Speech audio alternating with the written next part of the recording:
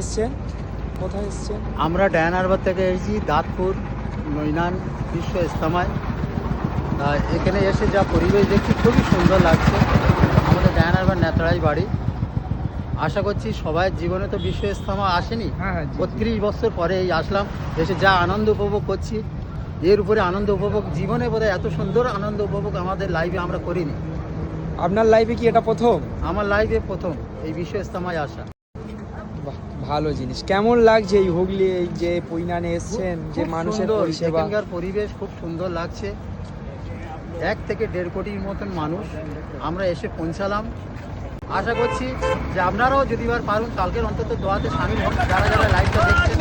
এই কারণে বলছি, এই জিনিস সবাই নসিবে আসে না।